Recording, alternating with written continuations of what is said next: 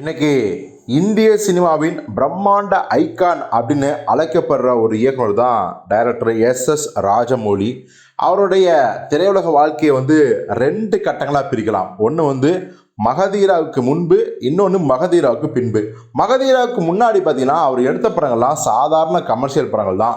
அந்த படங்கள் அங்கே ஹிட் ஆகிருக்கும். ஆனால் பார்த்தீங்கன்னா தமிழ்நாட்டில் பெரிய அளவில் ஹிட் ஆகலை அப்படிங்கிறத உண்மை. உதாரணத்துக்கு சில படங்கள் ஸ்டூடெண்ட் நம்பர் 1 அதுதான் ராஜமௌலி தெலுங்கில் பண்ணது. அது தமிழில் எவ்வளோ பெரிய ஒரு மகத்தான தோல்வி படம் நமக்கு தெரியும், சிபிராஜோட அறிமுக படம்.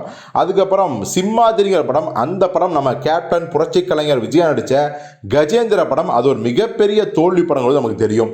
அது எல்லாத்தையும் விட சத்ரபதி அப்படிங்கிற ஒரு படம் நம்ம பிரபாஸை வச்சு எடுத்திருப்பாரு. கிட்டத்தட்ட அந்த சாயலில் எடுக்கப்பட்ட படம் தான்.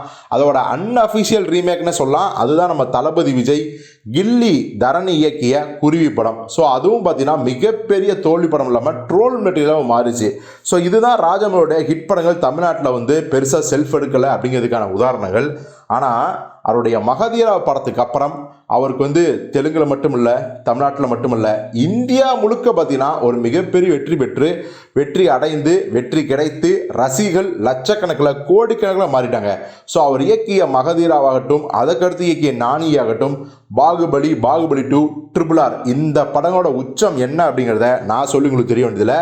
இந்திய சினிமாவின் மிகப்பெரிய வசூல் கொடுத்த இயக்குனர் அப்படிங்கிற பேரை தொடர்ந்து இந்த 10 வருஷமாக தக்க வச்சுட்டே இருக்காரு. சரி, எதுக்கு இவ்வளோ பெரிய பில்டப்பு அப்படின்னா அவருடைய திரையுலக வாழ்க்கையை மகதீரா படத்தில் தான் மாறிச்சு. அதுக்கு முன்னாடி சாதாரண கமர்ஷியல் டேரக்டர் தான். ஸோ அதனாலேயே பார்த்தீங்கன்னா பல மாஸ் ஹீரோக்கள் ராஜமௌலியை கண்டுக்கவே இல்லை. அவர் சாதாரண இயக்குனர் தானே அப்படின்னு நினச்சிட்டாங்க. அதனால தான் அவருடைய மிகப்பெரிய வாய்ப்பையே அவங்க மிஸ் பண்ணிட்டாங்க. அதில் மிஸ் பண்ண மிகப்பெரிய ஒரு ஹீரோ யாருன்னா நம்ம நடிப்பு நாயகன் சூர்யா தான். சூர்யாவை மனசில் வச்சு தான் நம்ம ராஜமௌலிகள் முதல்ல மகதீரா படத்தோட கதையவே எழுதியிருக்காரு. ஸோ ஃப்ளாஷ்பேக், லைவ் போர்ஷன்ஸ் ரெண்டுமே அசத்தலாக பண்ணுவார் சூர்யா அப்படிங்கிற அவருடைய எண்ணம் தான் காரணம். ஆனால் அந்த நேரத்தில் நம்ம சூர்யாவில் ராஜமௌலி படத்துக்கு கால்ஷீட் கொடுக்க முடியல. கால்ஷீட் கொடுக்க முடியல அப்படிங்கிறத விட அவர் மேலே பெருசாக நம்பிக்கை இல்லாமல் கூட இருந்துக்கலாம். ஏன்னா சூர்யா அந்த டைமில் பின்னி பேர் எடுத்துகிட்டு இருந்தார். கஜினி, காக்க 6, வேலு, வாரணமாயிரம், அயன், சிங்கம்னு பட்டை கிளப்பி இருந்தார். இந்த நேரத்தில் போய் ராஜமௌலி ஒரு சாதாரண சராசரி கமர்ஷியல் டேரக்டர், அவர் படத்தை நடிக்கணும்னு நினச்சிக்கலாம். பட் அதை பற்றி சூர்யாவை பார்த்தீங்கன்னா ஒரு விழாவில் கலந்துக்கிட்டு ராஜமௌலி முன்னாடியே மன்னிப்பை கேட்டிருக்காரு. ராஜமௌலி சார், நான் உங்கள் படத்தில் நடிக்கிறதுக்கான வாய்ப்பை மிஸ் பண்ணிட்டேன். அதுக்காக ரொம்ப வருத்தப்பட்டுருக்கேன். எல்லோரும் வாழ்க்கையில் ஒரு மிகப்பெரிய தப்பு செய்வாங்க. அப்படி ஒரு தப்பை தான் நான் செஞ்சுட்டதா உணர்றேன். நீங்கள் எப்போ கூப்பிட்டாலும் நான் நடிக்கிறதுக்கு தயாராகிறேன். அது ஒரு முழு படமாக ஹீரோவாக இல்லை, ஒரு சின்ன சீன் இருந்தால் கூட ஓகே தான், நான் மனப்பூர்வமாக நடித்து கொடுக்குறேன் அப்படின்னு சொல்லியிருக்காரு. அந்த வீடியோ தான் இப்போ பயங்கர வைரல் ஆகிட்டு இருக்கு.